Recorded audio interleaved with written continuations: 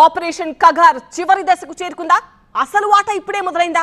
కర్రెగుట్ట అడవుల్లో మావోయిస్టుల ఏరివేత కంప్లీట్ అయిందా అంటే అవునని అంటున్నాయి భద్రతా బలగాలు.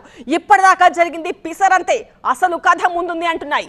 ఇంతకీ కర్రెగుట్టలు భద్రతా బలగాల ఆధీనంలోకి వెళ్ళాక ఆపరేషన్ కగార్ నెక్స్ట్ లెవెల్ కు వెళ్ళనుందా?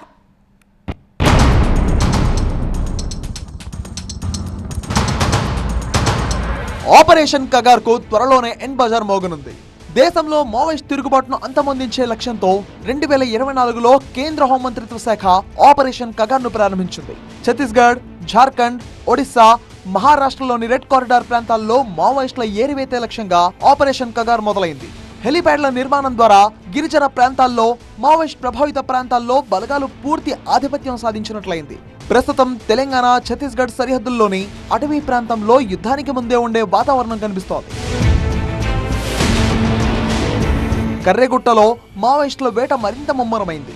గత వారం నుంచి గాలిలో చక్కర్లు కొడుతున్న హెలికాప్టర్లు, తుపాకీలతో కనిపిస్తున్న పోలీసులు, గూడాలకే పరిమితమైన ఆదివాసీలు, ఇలా ఆ ప్రాంతమంతా గంభీర వాతావరణంలోకి వెళ్ళింది. కర్రెగుట్టల దగ్గర ఎత్తైన కొండలు, లోయలు, గుహల్లో పెద్ద సంఖ్యలో మావోయిస్టులు ఉంటారని భావించిన కేంద్ర, రాష్ట్ర ప్రభుత్వాలకు చెందిన బలగాలు ఆ ప్రాంతాన్ని చుట్టుముట్టి సెర్చ్ ఆపరేషన్ నిర్వహిస్తున్నాయి.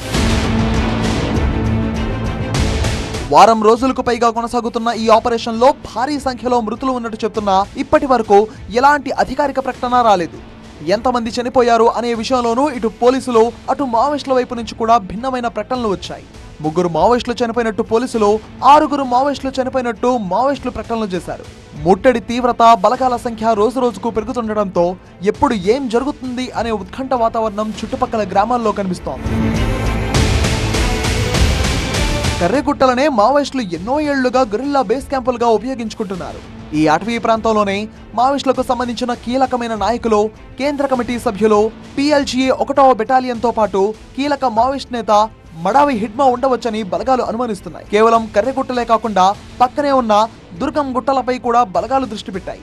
అక్కడ కొత్తగా ఒక మొబైల్ టవర్ కూడా ఏర్పాటు చేశారు. అసలు ఎంతమంది మావోయిస్టులు ఇక్కడ ఉన్నారు, అసలు అక్కడకు వచ్చారా లేక వచ్చి వెళ్లిపోయారా వంటి ప్రశ్నలకు స్పష్టమైన సమాచారం లేదు. దీనిపై క్షేత్రస్థాయిలో వదంతులు వ్యాప్తి చెందుతున్నాయి. మరోవైపు కర్రెగుట్టలు పూర్తిగా తమ ఆధీనంలోకి రావడంతో మావోయిస్టులపై పూర్తి ఆధిపత్యం సాధించినట్లే అని బలగాలు భావిస్తున్నాయి. అంతేకాదు, కర్రెగుట్టలోనే హెలిప్యాడ్ ఏర్పాటు చేయడం ద్వారా ఆపరేషన్ కగార్ మరింత లోతుగా చొచ్చుకుపోయే అవకాశం ఉంది.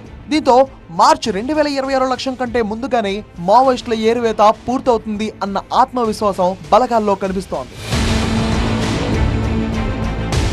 ఇక స్థానికుల్లో వ్యతిరేకత పెరగకుండా మావోయిస్టుల ఆధిపత్య ప్రాంతాల్లో రోడ్లు, విద్యుత్, ఆసుపత్రుల నిర్మాణం ద్వారా స్థానిక గిరిజనుల్లో అసంతృప్తి పెరగకుండా కేంద్రం జాగ్రత్త పడుతోంది. అలాగే స్థానిక గిరిజన యువతను పోలీస్ బలగాల్లో చేర్చుకోవడం ద్వారా విశ్వసనీయ సమాచారం సేకరిస్తోంది. ఈ విధానం ద్వారా మావోయిస్టుల శిబిరాలు, ఆయుధ గిడ్డంగులు ధ్వంసమవుతున్నాయి.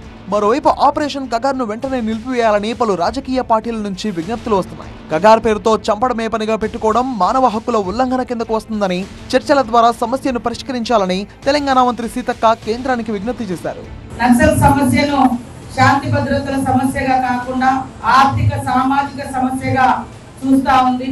మరి ఈ రోజు కూడా కేంద్ర ప్రభుత్వము ఒక రాజ్యాంగబద్ధంగా ఉన్నటువంటి ప్రభుత్వము మనం ఖచ్చితంగా మరి చర్చలకు వచ్చేటువంటి ప్రతినిధులతో చర్చించి వాళ్ళను జనజీవన స్రవంతిలోకి తీసుకొచ్చే విధంగా ప్రభుత్వం వైపు ఆ రకమైనటువంటి కేంద్ర ప్రభుత్వం కూడా ఆ రకంగా చొరవ తీసుకోవాల్సినటువంటి అవసరం ఉంది. ఈ రోజు కేంద్ర ప్రభుత్వం ఖచ్చితంగా మరి సానుకూలంగా స్పందించాల్సిన అవసరం ఉంది. చంపడమే మార్గంగా కాకుండా చర్చలకు వస్తున్నప్పుడు ఖచ్చితంగా చర్చించేటువంటి అవకాశం ప్రభుత్వం ఇవ్వాలని, కేంద్ర ప్రభుత్వం ఇవ్వాలని కూడా మనస్ఫూర్తిగా కోరుకుంటా ఉన్నాం. మొత్తంగా ఆపరేషన్ కగార్ మావోయిస్టు ఉద్యమాన్ని బలహీనపరచడంలో సక్సెస్ అయింది. పలు ఉన్నత స్థాయి మావోయిస్ట్ నాయకులు హతమవడం, వారి ఆధీన ప్రాంతాలు తగ్గడం ఆపరేషన్ విజయానికి కారణాలు. ఇదే దూకుడుతో కగార్ ఆపరేషన్ కొనసాగిస్తూ 2026 మార్చి నాటికి మావోయిస్టు రహిత భారతం చూడవచ్చన్న ఆశాభావం కేంద్రం వ్యక్తం చేస్తోంది.